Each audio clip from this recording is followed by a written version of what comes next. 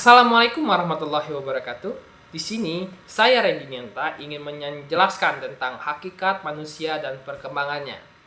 Yang dimana hakikat manusia memiliki beberapa sifat, yaitu filosofis dan normatif. Filosofis itu berarti berdasarkan pengetahuan dan penyelidikan dengan akal budi mengenai hakikat segala yang ada. Sebab asal dan hukum termasuk teori mendasari alam pikiran atau suatu kegiatan. Nah, sedangkan menurut normatif berarti hakikat itu bersifat norma atau mempunyai tujuan atau aturan. Pendidikan mempunyai tugas untuk menyembuh kembangkan sifat hakikat manusia yang sebagai sesuatu yang bernilai luhur. Dan hal itu menjadi sebuah keharusan. Selanjutnya, kita itu harus tahu apa itu hakikat manusia, yang dimana hakikat manusia bisa diartikan sebagai ciri-ciri karakteristik yang secara prinsip dapat membedakan antara manusia dari hewan. Dan juga hakikat manusia ini adalah individu yang memiliki sifat rasional yang bertanggung jawab atas tingkah laku intelektual dan sosial, yang mampu mendengarkan dirinya ke tujuan yang positif, mampu mengelur dan mengontrol dirinya, dan mampu menentukan nasibnya.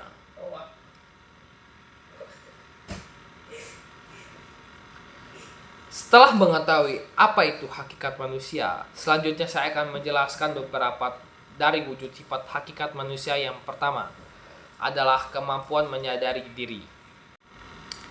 Yang dimana kemampuan menyadari diri ini adalah kaum rasionalis yang menuju kunci perbedaan manusia dengan hewan pada adanya kemampuan menyadari diri yang dimiliki oleh manusia. Maka manusia menyadari bahwa dirinya memiliki ciri khas atau karakteristik yang kedua. Yang kedua adalah kemampuan bereksistensi. Maksudnya itu dengan keluar dari dirinya dan dengan membuat jarak antara dia dengan dirinya sebagai objek. Lalu melihat objek itu sebagai sesuatu. Berarti manusia itu dapat menembus atau menerobos dan mengatasi batas-batas yang membelenggu dirinya.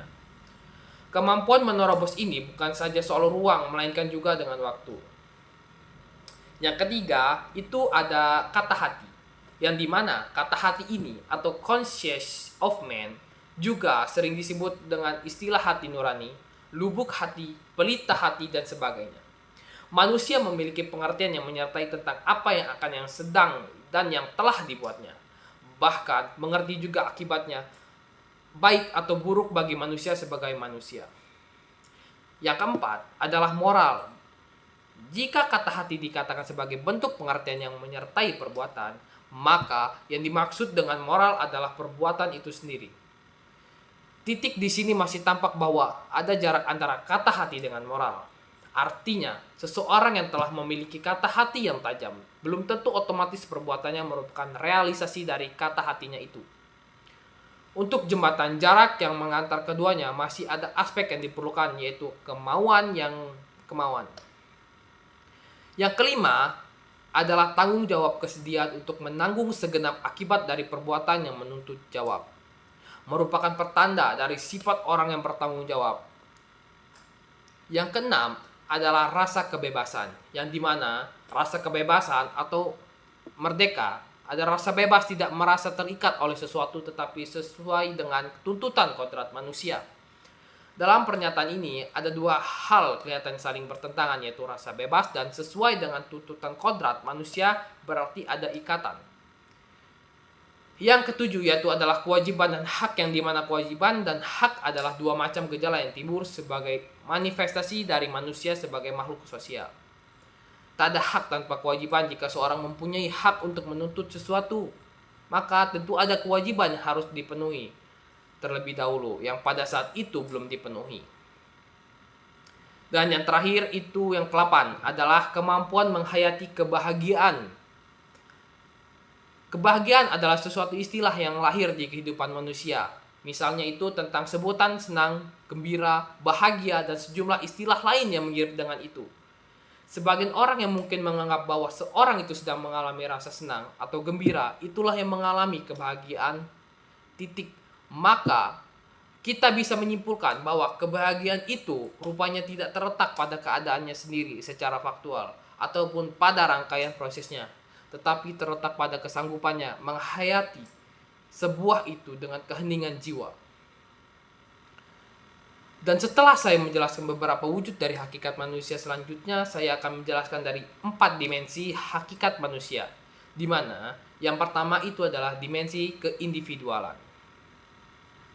Manusia itu dianugerahi keadaan jasmani yang lemah namun memiliki potensi-potensi jasmani rohani, rasa, karsa, intuisi, bakat-bakat umum dan khusus serta kondisi lingkungan tertentu.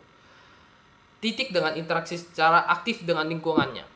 Secara bertahap tumbuh maka kesadaran diri pada anak manusia sehingga memungkinkan dapat membedakan diri dengan orang lain dan alam sekitar. Yang kedua adalah dimensi kesosialan. Setiap bayi yang dilahirkan memiliki potensi sosialitas. Menurut bahwa setiap anak dikaruniai benih kemungkinan untuk bergaul. Adanya dimensi kesosialan pada diri manusia tampak jelas pada dorongan untuk bergaul dengan adanya pergaulan.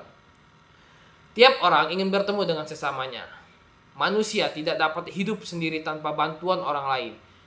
Yang ketiga itu adalah ada dimensi kesusilaan, yang dimana susila itu berasal dari kata su dan sila, yang artinya kepantasan yang lebih tinggi. Akan tetapi di dalam kehidupannya bermasyarakat, orang tidak hanya berbuat yang pantas tetapi juga kesopanan. Pada hakikatnya manusia memiliki kemampuan untuk mengambil kebutuhan susila serta melaksanakannya sehingga dikatakan manusia itu adalah makhluk susila.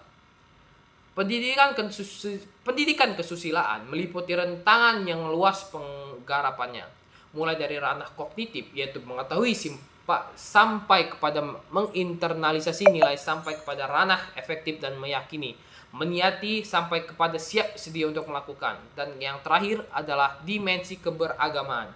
Dimensi keberagamaan pada hakikat manusia adalah makhluk yang religius. Sebelum manusia mengenal agama, mereka mempercayai adanya kekuatan supranatural yang menguasai alam semesta ini. Akan tetapi setelah adanya agama, maka manusia mulai menganutnya, dan beragama merupakan kebutuhan manusia karena manusia adalah makhluk yang lemah sehingga memerlukan tempat bertopeng. Manusia memerlukan agama demi keselamatan hidupnya. Selanjutnya yang saya jelaskan dari hakikat manusia adalah pengembangan dimensi. Hakikat manusianya ini mana yang pertama itu adalah pengembangan yang utuh, di mana tingkat keutuhan perkembangan dimensi hakikat manusia ditentukan oleh 2 faktor, yaitu kualitas dimensi hakikat manusia itu sendiri secara potensial dan kualitas pendidikan yang disediakan untuk memberikan pelayanan atas perkembangannya. Pengembangan yang utuh dapat dilihat dari berbagai segi, yaitu dari segi wujud dimensinya dan segi arus pengembangan yang kedua. Yang kedua dari pengembangan dimensi Alkitab manusia adalah pengembangan yang tidak utuh. Pengembangan yang tidak utuh terjadi jika dalam proses pengembangan unsur-unsur dimensi hakikat manusia terabaikan untuk ditangani.